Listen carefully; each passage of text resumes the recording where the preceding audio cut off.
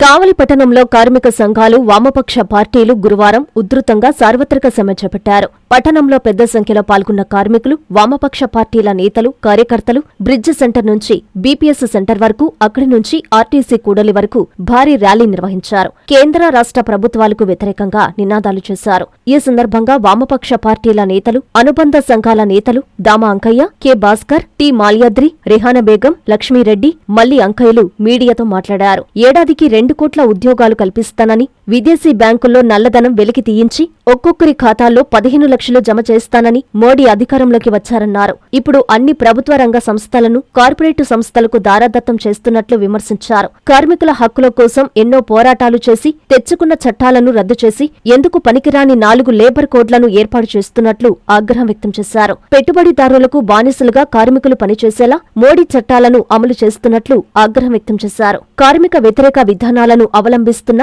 కేంద్ర, రాష్ట్ర ప్రభుత్వాలపై ఉద్యమం తీవ్రతరం చేస్తామని వారు హెచ్చరించారు.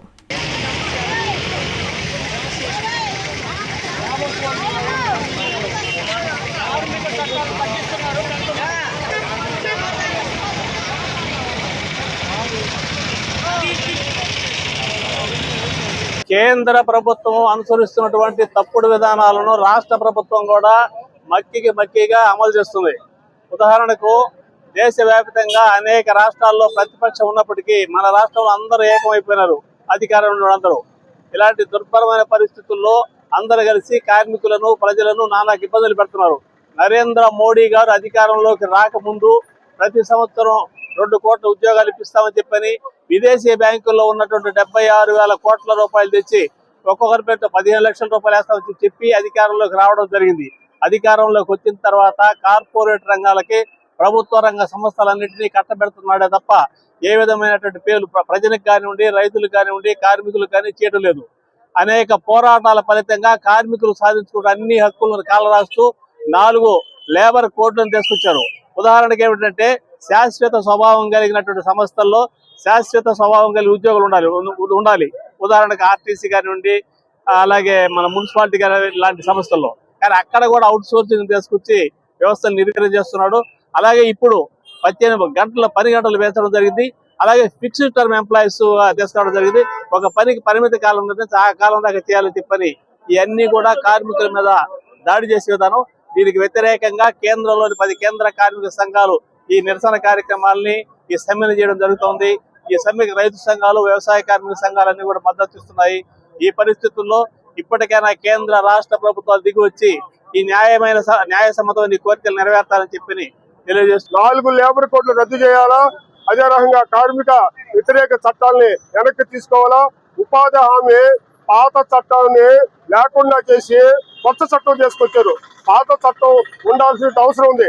అంటే ఉపాధి హామీని నేరుగా గాలిలో పెట్టారు. పని ఉంటుంది అనేటువంటి గ్యారంటీ అనేటువంటిది లేనే లేదు.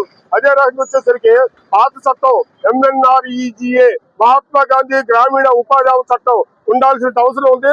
దానికోసం పోరాడాలా. 2005లో వామపక్షాలు పెద్ద ఎత్తున పోరాడి తెచ్చినటువంటి చట్టం, ఆ చట్టాన్ని నిలబెట్టుకోవాలా. ఆ పోరాటం ఇంకా కొనసాగాల్సిన అవసరం ఉంది.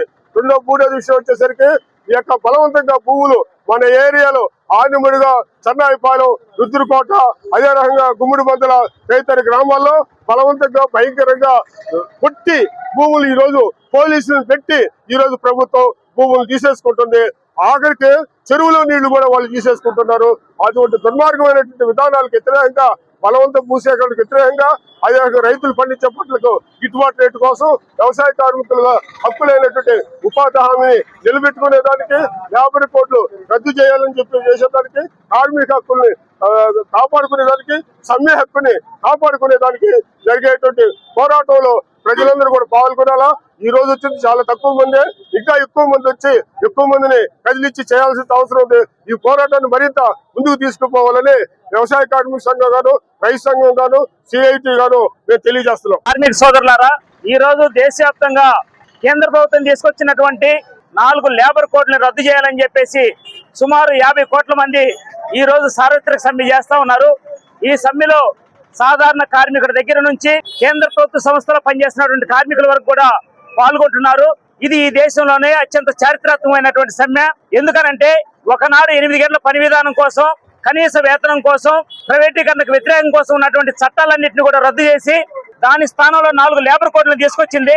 చట్టం అంటే కేంద్రం తరపున మాట్లాడడానికి, న్యాయస్థానంలో అడగడానికి, చట్టాన్ని అమలు చేయడానికి అవకాశం ఉంది. వీళ్ళు ఇట్లా అడుగుతున్నారని, వీళ్ళకి 8 గంటల పని విధానం అడుగుతున్నారని, ప్రైవేటీకరణ వ్యతిరేకిస్తున్నారని ఈ కేంద్ర ప్రభుత్వం ఏం చేసిందంటే చట్టాలు ఉంటే అమలు చేయాల్సి వస్తుంది కాబట్టి అసలు చట్టాలని రద్దు చేసి దాని స్థానంలో 4 లేబర్ కోడ్లు తీసుకొస్తే ఎక్కడ కూడా మనం అమలు చేయాల్సినటువంటి పని ఉండదు. చట్టం అంటే అమలు చేయాలి, కోడ్ అంటే కేవలం నియమావళి మాత్రమే. అమలు చేస్తే చేస్తాం, లేకపోతే లేదు. ఈ పద్ధతిలో కేంద్ర ప్రభుత్వం కార్మికులు తన కోసం కాకుండా, తన కుటుంబం కోసం కాకుండా కేవలం పెట్టుబడిదారుల కోసమే కార్మికులు పనిచేయాలి. కార్మికుల చెమట, రక్తం కూడా కేవలం పరిశ్రమలకు సంబంధించినటువంటి యజమానులకు మాత్రమే ఉపయోగపడాలనే విధంగా ఈ రోజు మోడీ ఆలోచన చేసి ఈ కోడ్లను తీసుకొచ్చాడు. ఈ కోడ్లు మొత్తం కార్మికులకి, కర్షకులకి, అన్ని రకాల వర్గాల మేధావులకు కూడా ఇది నష్టకరమైనది. అందుకని ఈ రద్దు చేయాలని చెప్పేసి ఈ రోజు కేంద్ర కార్మిక సంఘాలు, రైతు సంఘాలు, పార్టీలు, వామపక్ష పార్టీలు అన్ని కూడా ఈ సమ్మె చేస్తా ఉన్నాయి. ఈ సమ్మెలో అందరూ కూడా పాల్గొని ఈ పోరాటాన్ని ఇంకా ముందు బలోపేతం చేయాలని చెప్పేసి ఈ సందర్భంగా మేము కోరుకుంటున్నాం. 2024-25 10th క్లాస్ ఫలితాలలో డాక్టర్ ఎస్ఆర్కే విశ్వసాయి స్కూల్ విద్యార్థుల విజయ విహారం. పి ఖ్యాతి లక్ష్మి 595, కె తేజస్విని 594, ఓ సంజన 591 మార్కులు సాధించడమే కాకుండా 580కి పైగా 10 మంది విద్యార్థులు, 550కి పైగా 37 మంది విద్యార్థులు, 500కు పైగా 58 మంది విద్యార్థులు అత్యుత్తమ ఫలితాలు పొందారు. స్ట్రెస్ ఫ్రీ ఎడ్యుకేషన్ తో ఎన్నో ఎక్స్ట్రా కరికులర్ యాక్టివిటీస్ మరియు విశాలమైన ప్లే గ్రౌండ్ కలిగి ఎందరో విద్యార్థులకు విజయాన్నందిస్తున్న the best school doctor SRK Vishwasai school. అడ్మిషన్లు జరుగుతున్నవి. సంప్రదించండి. Branch 1 Magunta layout, branch 2 children's park road, Nellore. I'm Lord. Please subscribe to N3 TV.